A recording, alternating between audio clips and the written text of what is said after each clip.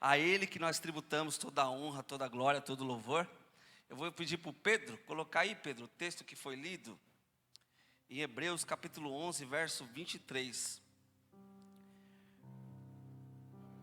Eu não vou ler tudo não, irmãos, porque já foi efetuada a leitura oficial dessa noite. Eu só vou ler um versículo para lembrar os irmãos do texto. Então coloca aí, Hebreus capítulo 11, o verso de número 24. Que diz assim: pela fé, Moisés, quando já homem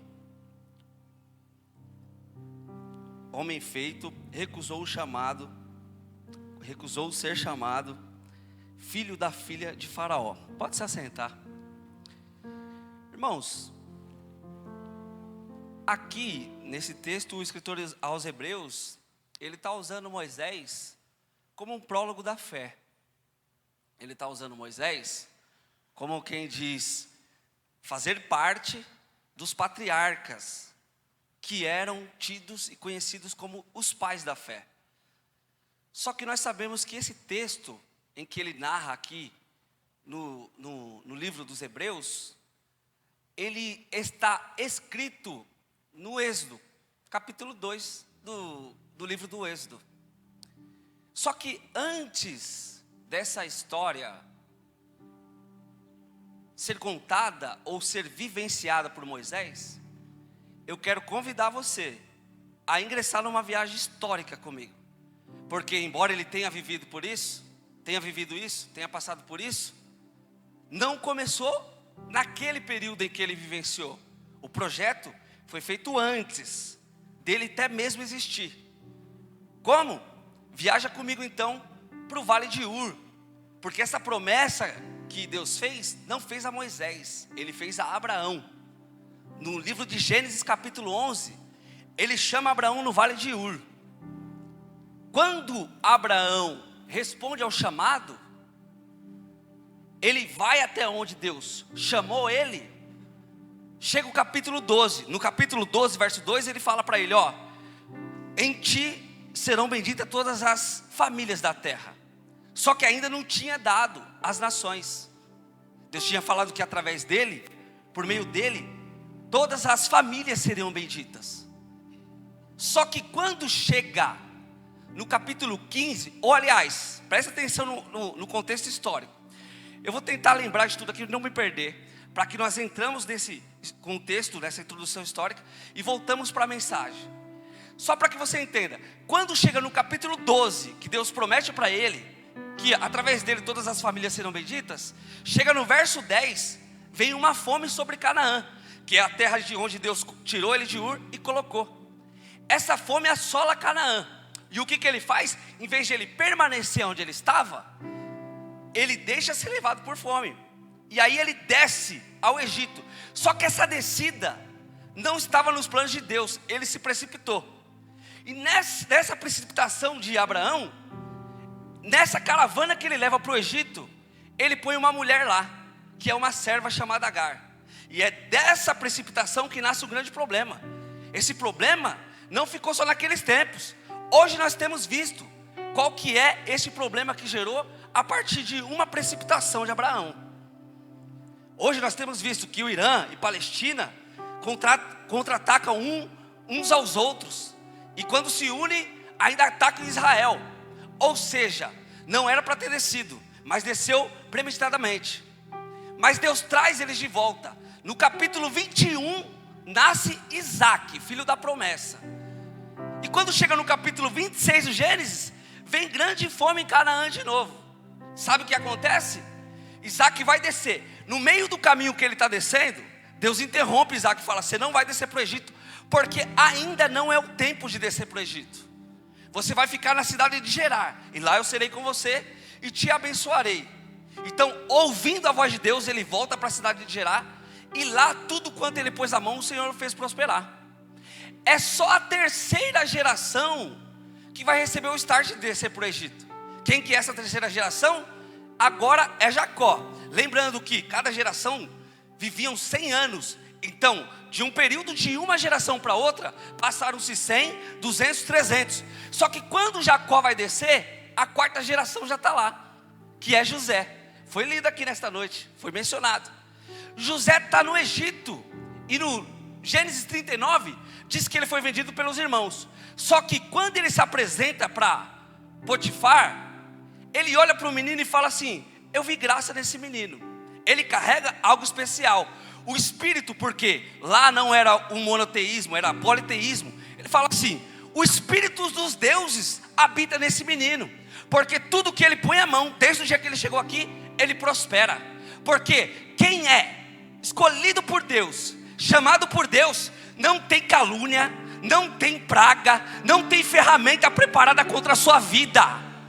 Aonde você pôr as mãos, vai prosperar. Foi dito o testemunho do Elias aqui, sobre uma liderança ruim, às vezes algumas atitudes. Só que você tem uma promessa, e escute o que eu estou te falando. Nós vamos falar de alguém que viveu uma promessa que foi dada aos pais dele por fé. Quando José está no Egito, Jacó desce com uma caravana de 70 pessoas.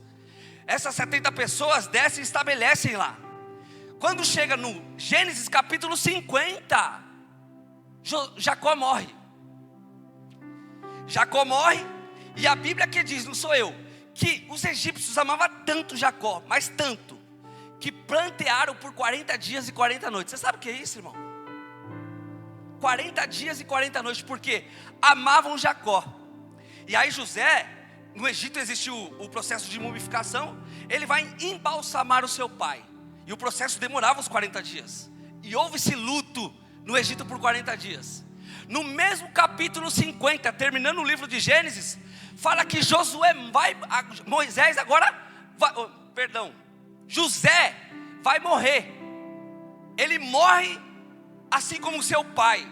Só que antes de morrer, com o coração alegre, voltado para algo vindouro, ele diz: olha, eu estou no fim da vida. Só que o mesmo Deus que me trouxe aqui para essa terra virá visitar vocês e tirará vocês daqui com mão forte, carregando pela porta da frente os seus despojos. E aonde está escrito isso? Foi uma promessa que Deus tinha feito a Abraão em Gênesis 15, verso 5. Sai para fora da sua tenda, Abraão. Quando ele sai, conta as estrelas. Não dá, Senhor, assim será a sua descendência. Só que quando chega no verso 13, ele fala: só que terá um problema. Vai ter uma troca de governo.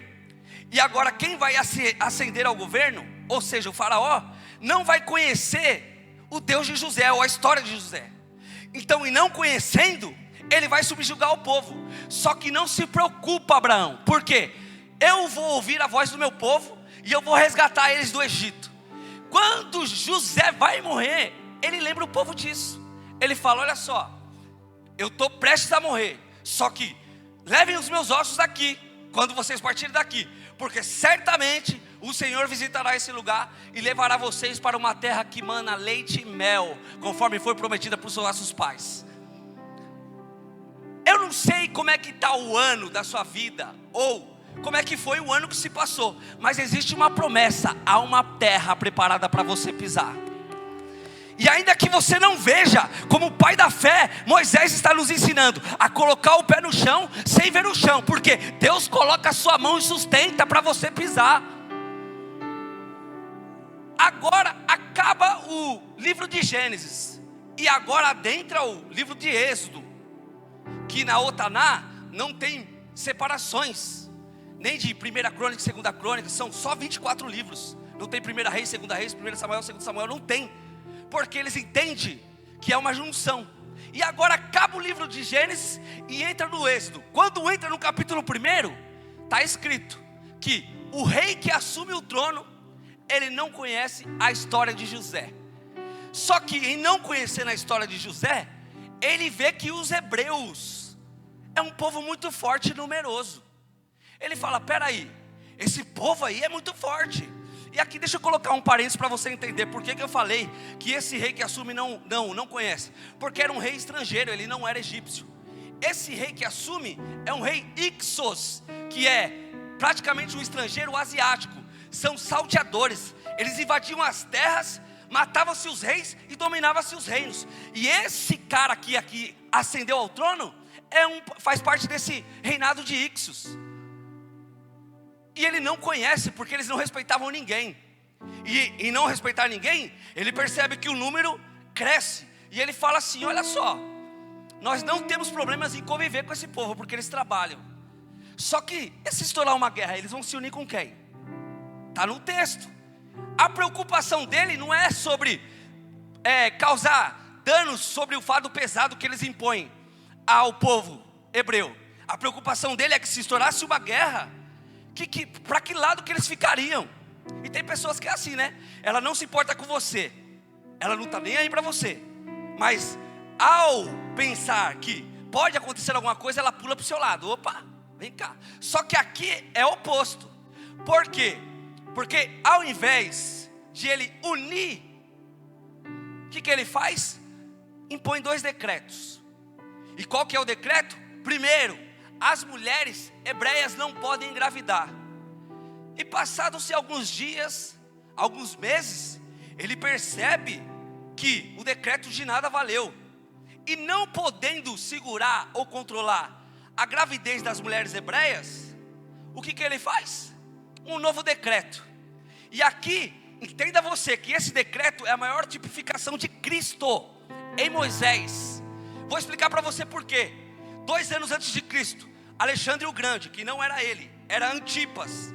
Mas como a Bíblia não fez essa separação de datas, ou seja, por causa da dinastia, então morre-se um e ascende a dinastia do outro, e para eles é um prefixo: Herodes o Grande, Herodes Arquelau, Herodes Antipas, que nem Augustos, Assuelos, Cláudios, é uma toda a dinastia. Aqui não é o Alexandre o Grande, mas é o Arquelau que dá ordem para matar os nenéns. Por quê? Saberia que desse neném nasceria um libertador. Agora Deus vai mostrar como uma obra de arte, uma tipificação das coisas que haveria de vir. Porque o próprio escritor aos Hebreus disse que Moisés era um tipo e Jesus era um antítipo. O títipo é a sombra do que é original, e Moisés vem para demonstrar aquilo que haveria de vir. Quando ele percebe: peraí, não consigo parar a gravidez, vou fazer uma coisa. Publica o decreto aí, o edito. Qual que é o edito? Todo bebê do sexo masculino, faca, se não, joga no Nilo. Por quê? Porque é do homem que, biologicamente falando, que vem a próxima geração. Por isso é a semente é do homem, por isso chama. Percebendo que o decreto foi publicado, ele dá outra ordem. A ordem vai para as 2 parteiras, Sifrá e Puá. Olha, vocês vão descer em Gozém, na terra que habita o povo hebreu. E chegando lá, vocês vão verificar dentro do arraial o bebê de sexo masculino. E todos quantos forem, vocês matam ou jogam no Nilo. Só que a ordem que ele deu foi justamente para 2 servas do Deus Altíssimo, porque o texto diz que elas temiam a Deus. Era tipo aquelas irmãs do círculo de oração, sabe? Que vai caminhando e orando. E aí que a história delas se cruza com Joquebede. Elas descem em Gozém e elas entram numa casa. A casa de quem? De Arão, pai de Moisés. Joquebede, mãe de Moisés. Eles, no tempo de crise, sabendo que tinha 2 editos, um para matar e outro para não gerar, no tempo de crise eles escolheram gerar. E aqui eu faço uma aplicação para mim e para a sua vida. Ainda que esteja difícil, o teu Deus te dá ordem: pode gerar, que o que você gerar não é para você, é para a glória do nome dEle. Como o Douglas disse, em um ato de ousadia, eles decidem gerar. Só que ela não vai gerar algo, Douglas, que vai se perder ali, ou passados os anos vai morrer. Ela vai gerar algo que vai ser contado de geração em geração. Ou seja, Deus não faz você sonhar para o seu sonho chegar na esquina, tropeçar, cair e morrer. Deus fez você sonhar, meu filho, é porque Ele tem uma eternidade dentro de você para cumprir. E se Ele prometeu, Ele vai cumprir. Quem disse isso? O sábio Salomão. O livro Eclesiastes capítulo 3, verso 11. Se puder, ponha, Pedro. Ele fala assim, ó, Salomão: ei, de que um homem pode se gabar do seu trabalho, sendo que Deus colocou enfado aos homens, mas que tudo no seu tempo é perfeito, porque Deus tem um tempo perfeito para todas as coisas, e Deus colocou a eternidade dentro do homem. Está ali no texto, verso 11, Eclesiastes 3:11, é o 10? É o 11. Olha lá, também pôs a eternidade no coração do homem. E o que é essa eternidade, irmãos? Essa eternidade que ele está falando era a mesma que prometeu e fez uma exemplificação através da vida de Moisés. Deus colocou não só o sonho, mas Ele colocou aquele que pode realizar o seu sonho dentro de você, que é Jesus Cristo. É Jesus de Nazaré, meu filho. Agora presta atenção numa coisa. Quando elas descem, está no texto, capítulo 2, diz que eles geraram uma criança e por 3 meses falaram: vamos esconder, é muito bonito. No texto de Atos capítulo 7, diz que o menino era divinamente bonito. Bonito não só para os homens, mas aos olhos do Senhor. Elas olham e falam assim: nossa, é muito bonito mesmo, não dá para matar. Podem ter decretado a morte do seu sonho. Podem, às vezes você por fragilidade, ter dado ouvido para pessoas que não alimentaram os seus sonhos, mas tentaram matar. Mas assim te diz o Senhor: é Ele que te faz sonhar, é Ele que te faz gerar, e é Ele que pode realizar coisas ainda que você não viu e que nem desceu ao seu coração, mas é o que Ele tem preparado para a sua vida. Escuta isso. Quando elas veem a criança, elas falam: dá para matar não, é bonito demais. Só que também não dava para esconder mais. Passado 3 meses, Joquebede, e eu acredito para você que é mãe, deve entender o que eu vou dizer agora. Você acha que é fácil para uma mãe pegar uma criança que criou 3 meses, colocar dentro do cesto e prender no junco do Rio Nilo? Tem um miticismo, eu já vi quando eu era criança. Tem uns pregadores que falam assim: colocou, e como ele estava na cidade de Gozém, era a parte baixa de Ramassés, só que o cesto subiu. Miticismo puro, irmão, pelo amor de Deus. Vamos no texto literal. Deus faz milagre, sim, Ele faz. Mas isso daqui também é um pouquinho demais, né? Vamos lá. Ela pega o cesto, ela pega betume para impermeabilizar o cesto. Dentro ela põe o tal do junco. E se você conhece a história, você vai saber que o Egito é o maior exportador de junco, porque junco é a matéria-prima para se fazer papiro, e passado dos tempos, os pergaminhos. A prova cabal do que eu estou falando é que a 7ª maravilha do mundo fica no Egito Antigo, que é a biblioteca em Alexandria, capital do Egito. Então para mim, pode ser que eu esteja equivocado, mas para mim o que essa mulher está fazendo não é só pegar a criança e colocar dentro de um cesto, porque se ela pôs junco, ela está nada mais nada menos do que escrevendo uma história. Então Deus te trouxe aqui nesse último ano, penúltimo culto praticamente do ano, para dizer porque que Ele ainda faz uma nova história da vida de fracasso que alguém possa ter, que Ele ainda muda o cativeiro de pessoas que ainda não têm o cativeiro mudado, que Ele transforma vidas que não foram transformadas, e que a partir disso Ele escreve uma nova história. Essa mulher não escreve só uma história como quem diz, vai morrer, vai perecer. Não, ela escreve uma história que hoje, passaram-se 4.000 anos e nós estamos celebrando. Presta atenção, o que Deus prometeu para você, de uma forma ou de outra, vai se cumprir. A não ser que você, que é o único capaz de impedir isso, faça. Do contrário, pode se levantar quem quiser. Salmos 46 diz assim, ó: Deus está no meio dela, não será abalada. Deus ajudará a romper da manhã. As nações se embraveceram, os reinos se moveram, mas quando Ele levanta a sua voz, a terra se dissipa. Vinde e contemplai as obras do Senhor, que desolações Ele tem feito sobre a terra. Ele quebra o arco, corta a lança e queima os carros do fogo. Aquietai-vos e sabeis que eu sou Deus.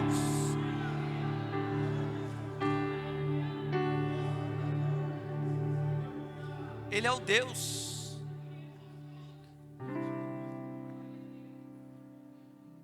atenção.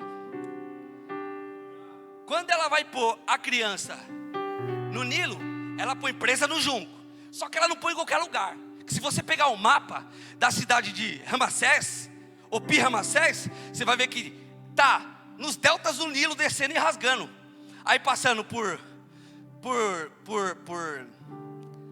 Gozém. Só que fica na parte baixa de uma das veias que deságua. Ó, topografia. Se eles estão em cima, cidade de Gozém está embaixo, e o Nilo, o delta do Nilo deságua no Mediterrâneo, ela teve que ir para uma posição estratégica. E aí cabe a você a reflexão do ano que se passou, se você estava no ponto certo e na hora certa. Porque se você conseguir ou entender, fazer a leitura de onde Deus está te direcionando, você vai se posicionar de uma forma estratégica. Olha o que essa mulher faz. Ela pega o cesto, ela leva lá perto da onde a filha de Faraó se banhava. Ela leva lá. Diz a Bíblia que ela põe a criança lá e fecha o cesto. Passado alguns minutos ou horas, não sei, a filha de Faraó está vindo junto com algumas servas. Na onde? Naquele lugar estratégico. E o texto diz que Miriam era uma menina terrível. Miriam tinha 12 anos, ó. Quando a mãe dela, a Joquebede, colocou o cesto de Moisés, ela ficou de longe assim olhando. Está no texto, vocês podem ler depois. Êxodo capítulo 2 inteiro. Ela fica lá olhando. Aí, diz que uma serva olhou e falou: está vindo um barulho estranho de lá. Aí a mulher pega o cesto e traz perto da filha de Faraó. Ela não abre, ela pega e traz. Quando ela fala assim, abre. Quando abriu, a criança chorou. E o texto diz que esse choro alcançou o coração dela com compaixão. E compadecendo da criança, ela falou: eu preciso de dar o nome, Moisés. Que coincidentemente era um nome profético, tirado, emergido das águas. Ou seja, o Deus que te trouxe aqui foi o Deus que te separou, foi o Deus que te nomeou para fazer parte do pasto dele. Foi ele que te deu o nome. Como assim? Ei, Jeremias, antes de você ser substância e forma, foi eu que te dei a nação por profeta, foi eu que te nomeei, foi eu que te escolhi. Presta atenção. Não conseguiram matar o menino. E agora quando ela olha para cima, a menina está assim: é filha de uma hebreia, quer que eu vou chamar alguém para amamentar? Olha que menininha, filha da mãe, ousada. Ela está bem em cima assim na hora: quer que eu chamo alguém? Aí ela vai e fala: mãe, você nem sabe da maior. Acharam Moisés, porque não tinha nome. E o texto diz, versículo 3, que a criança não tinha nome. Colocado o nome, acharam e já deram o nome. Sabe qual que é, mãe? Moisés. E sabe qual é a maior? É que precisa-se de uma mamãe para amamentar. E falaram para mim chamar a mamãe. Imagina essas duas, com a alegria correndo, falando assim: eis-me aqui. E não só passou a amamentar o filho, mas passou a receber por isso. Parece jargão, né? Você já conhece a história. Só que agora, o que ela faz? A história que ela escreveu, ela mesmo começa a amamentar e fazer crescer.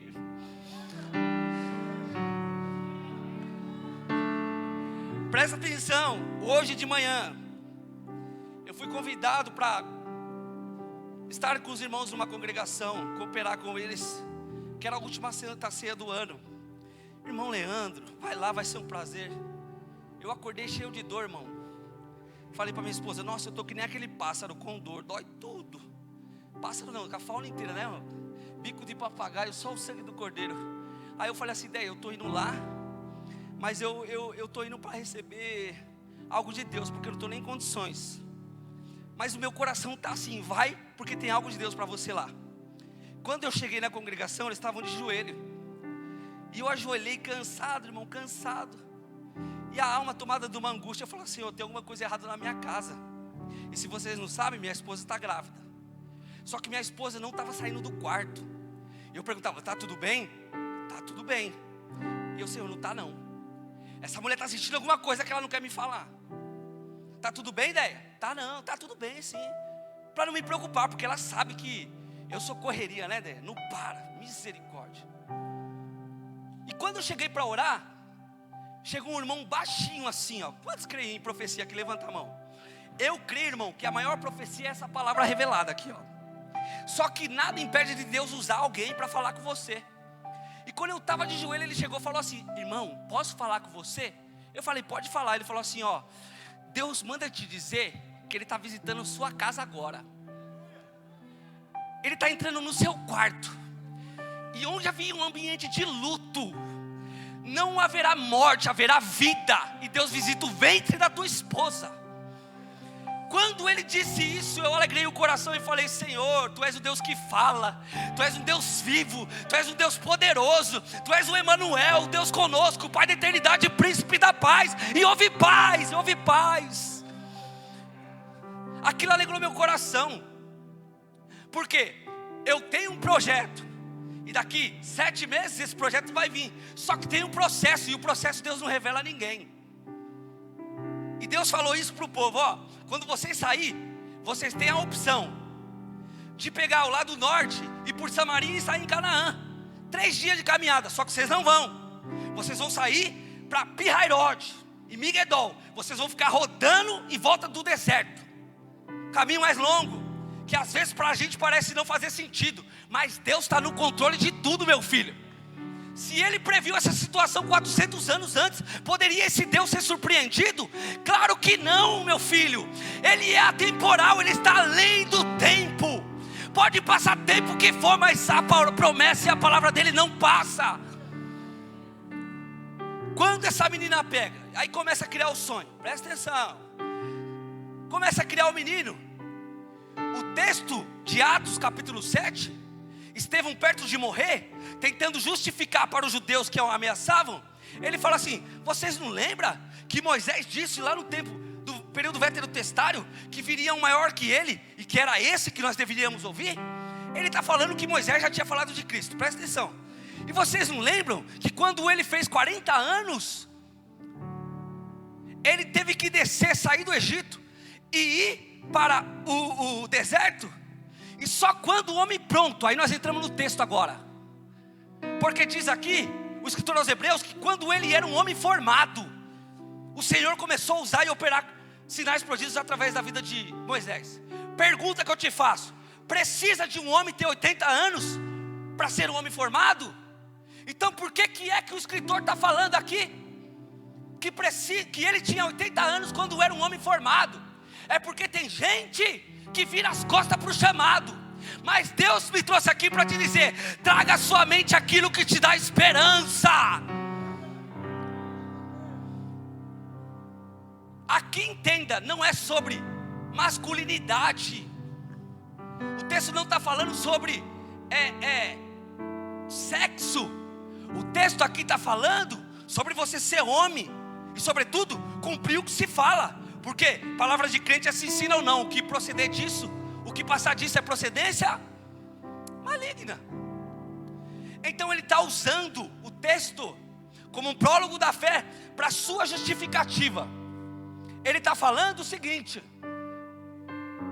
Atos capítulo 7, Estevão falando para sua justificativa: poderia vocês não reconhecer aquele que haveria de vir, a qual mencionou os nossos pais? E aí ele começa a fazer uma síntese da vida de Moisés.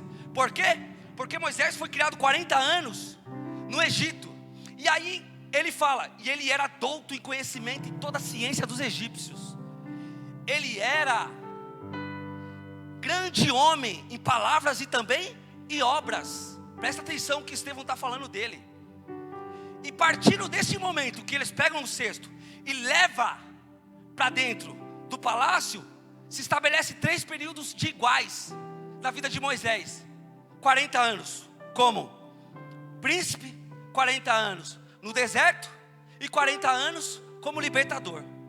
O primeiro período, ele viveu 40 anos. E o Salmos capítulo 5 fala que quando ele se lembrou do povo dele, ou seja, alguém tinha falado para ele sobre isso. Provavelmente sua mãe que o criou. E quando tinha 40 anos, ele se lembrou dos irmãos. E lembrando-se dos irmãos, ele foi ter com eles. Só que no meio do caminho, um deles estava sendo açoitado. Quando ele viu sendo açoitado, ele falou assim: não pode. Eu tenho referências textuais e também alguns extras bíblicos que diz que quando ele foi defender, esse soldado egípcio foi para cima dele, e portanto foi legítima defesa. Mas a Bíblia não diz, e a gente fica com a Bíblia. Tomado de raiva, ele vai para cima do egípcio e mata, esconde na areia, pensando ele que ninguém viu. No outro dia seguinte, agora tem uma confusão generalizada. Quando ele se aproxima para ver, é os israelitas. Aí ele fala assim: poxa, por que vocês estão brigando? Aí ele fala assim: quem é você? Por acaso Deus te constituiu o nosso juiz? Está desse jeito, irmãos. Aí ele temendo fala assim: não, eu só vim, calma, apaziguar o negócio, vocês estão inflamados. Aí um dos irmãos dele pega e fala assim: por acaso vai fazer com a gente o que vocês fez com o egípcio? Matou, escondeu na areia? Temendo o rei Axus, agora o faraó egípcio, sabe o que ele faz? Empreende uma fuga. Quantos anos ele tinha? 40 anos. Primeiro período se passa, ele vai e parte do Egito para uma cidade chamada Midian. Nessa cidade ele se aproxima perto de um poço. Esse poço, o dono dele é Reuel, ou como vocês conhecem, Jetro, porque Jetro não é nome. Jetro é um nome, um codinome imputado a alguém que exerce um cunho de eclesiástico. No caso, Jetro era sacerdote de Midian. Presta atenção, quando ele chega lá, está tendo uma outra confusão. Só que agora são pastores que estão tentando tirar as filhas de Jetro do poço e não deixando elas darem de beber ao rebanho. Moisés, com gentileza, pega a água e dá de beber ao rebanho. Quando essas meninas retornam para casa, Jetro fala: está tudo bem com vocês? Cara de assustado, está assim aqui. Os pastores atacaram nós, e aí vem um egípcio, uma história completamente aleatória. Como assim? Veio um egípcio? E aí ele defendeu, e não só defendeu, como deu de beber a todo o rebanho. E falou: e onde está esse egípcio? Nós deixamos ele lá. Não, volte lá e pega. E agora vai iniciar a segunda etapa da vida de Moisés. Nessa segunda etapa ele se aproxima de Jetro, por meio desse episódio, e lá ele passa a ser pastor de ovelhas. Agora veja bem, um homem que é dotado de ciência, de conhecimento, Deus leva ele para um ambiente que ele não sabe ainda, porque Moisés não sabia, mas que era um ambiente de preparo para ele ser nada mais, nada menos do que o libertador do povo de Israel. Só que ele está trabalhando, e os anos vão passando, porque diferente do meu e do seu tempo, como foi dito aqui pelo pastor Hélio, existe o tempo Cronos, 24 horas, que é o período que se estabelece, mas também existe o tempo Kairos, que é o tempo de Deus. Então você pega e faz uma oração no seu tempo e fala: Senhor, me ajuda hoje. E a sua oração sai do tempo de 24 horas e adentra o ambiente Kairos, o tempo de Deus. Só que no tempo de Deus, o tempo dele é perfeito, ele nunca chega atrasado. E aí você está clamando, e aí a resposta que se tem é o Salmo 40, espera com paciência. E você está gritando 70, ajuda, Senhor, me socorre. Aí de repente ele levanta com mão forte, e quando ele se levanta, não há quem possa ficar de pé diante desse Deus. E operando ele, ninguém pode impedir. Ninguém vai impedir o que ele tem para você, muito menos te impedir de sonhar. Não vai. Quando passa 40 anos, agora com 80, diz o texto, versículo 23, o texto que nós lemos, que quando Moisés era homem formado, agora ele está com 80 anos, ele sai para fazer o que é trivial. O que é trivial? Dar de beber para as ovelhas, levar para os pastos verdejantes. E você sabe que ovelha é terrível para comer, né? Porque elas não comem só o capim, elas comem a raiz. Então aquele pasto passa a ser improdutivo. E aí só na próxima estação que volta a nascer o capim, para eles poderem comer de novo. Então o pastor ele tem que ficar mudando de monte para lá e para cá, para lá e para cá. E aí tem aquelas tripuladas daquelas ovelhas ainda que não podem ver um morro que elas querem subir. Aí agora você imagina, o pastor está guiando aqui, aí olha para cima, lá no meio da montanha, a miserável da ovelha. Dá trabalho. Só que agora com 80 anos Deus vai transformar um cajado em um bordão de milagres. Como? Ele está lá fazendo o que é trivial, no que ele faz acostumado no dia a dia. Quando ele se aproxima do Monte Horebe, conhecido por Monte de Deus, ele vê uma sarça pegando fogo. Só que ele não vê. Rebobino. quando ele está próximo, o texto diz que em sentindo arder uma sarça em chamas, ele pratica algo dentro dele. E o que ele faz? Solilóquio, que é a capacidade de falar para você mesmo e interpretar o que se fala. Então ele fala assim: o que é isso que está ardendo? Vou me virar para lá. Depois você abre o texto e confere lá na sua casa. Quando ele se vira, ele vê a sarça pegando fogo. O que tem aí está no meio do deserto, um calor infame, é natural. Só que o que não é natural aqui é que ela pegava fogo e não se consumia. E aí, vendo aquilo, ele falou: será que eu estou enxergando isso mesmo? E vai se aproximando. Quando ele chega a um determinado distância, a voz de lá brada: ei Moisés, tira a sandália dos vossos pés, porque o lugar que você pisa é sagrado. Ou seja, Moisés saiu da casa dele para fazer o que era trivial, mas não entendia ou não sabia que ia encontrar Deus. Que nem você aqui, meu filho. Todo dia você sai da sua casa, vai trabalhar, vai para a faculdade, vai para o curso, vem cultuar Deus. Mas em um dia que menos você espera, é um dia que Deus decide aparecer para você.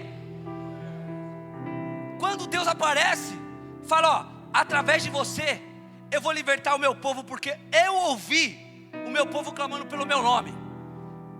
Está quase lá acabando. Quando Moisés vai, vocês conhecem, tem as 10 pragas. Porque Deus levanta Moisés como libertador, só que não só libertador do povo.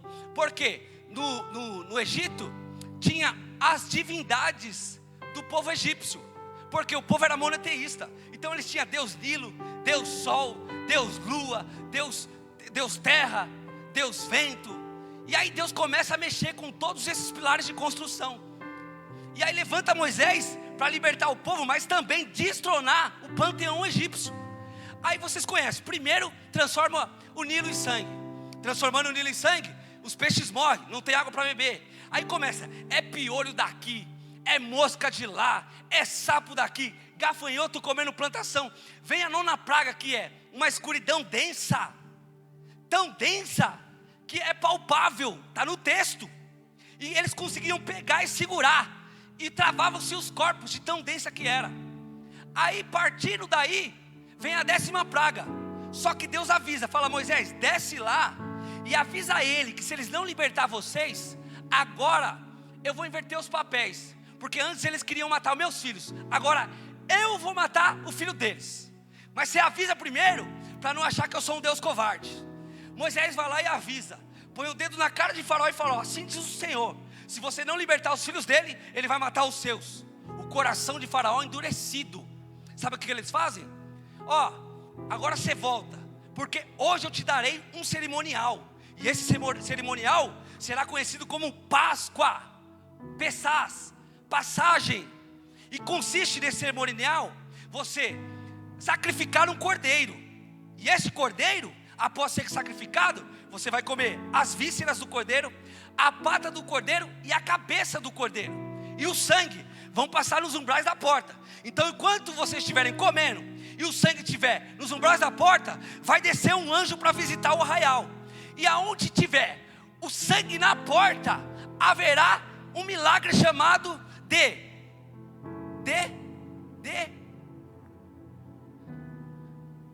o milagre que Deus estava fazendo ali, com o sangue na porta, é a tipificação de Cristo.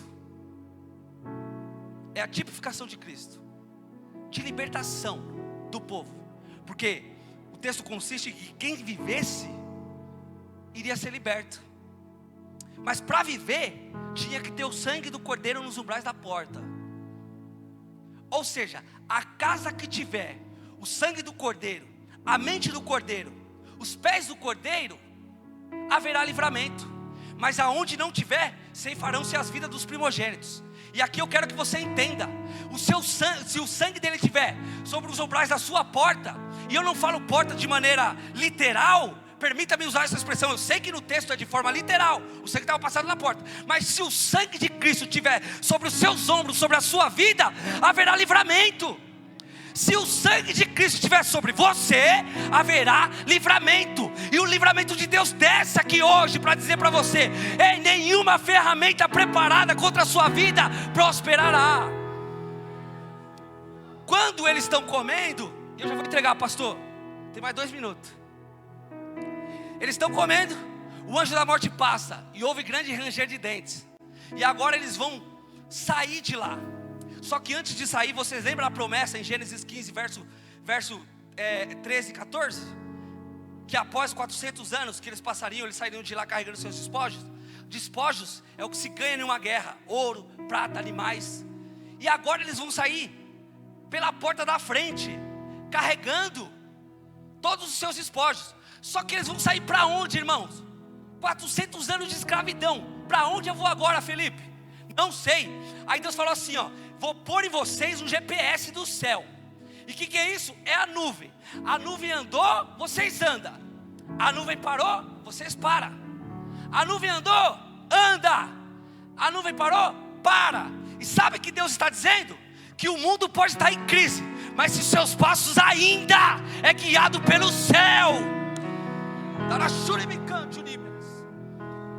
Quem dá a última palavra da sua vida não é o homem, é Deus quem dá a última palavra. Coloque-se de pé no nome de Jesus. É pelo sangue do Cordeiro que você está aqui hoje, meu filho. Não tem mérito nenhum próprio em você e em mim. O sábio Salomão disse: ei, eu aproveitei da sabedoria, mas até a sabedoria me enganou, porque há enfado nela em saber de tudo. Mas também para aquele que não sabe nada, há um grande enfado e não há vantagem em nada. Porque só o tempo do Senhor é perfeito para a minha e para a sua vida. Por que estou dizendo isso? Porque tem gente que entra aqui hoje e teve um ano de crise, mas o Senhor te chamou hoje aqui para gerar, meu filho. Só que para gerar, você tem que aceitar o sangue do Cordeiro. E eu quero perguntar se tem alguém aqui nesta noite que quer aceitar Jesus como seu único e suficiente Salvador. Tem alguém aqui? Levanta a mão que nós vamos orar por você. Eu peço para que você seja rápido, porque eu já me estendi o horário. Tem alguém? Somos todos crentes na pessoa bendita de Jesus.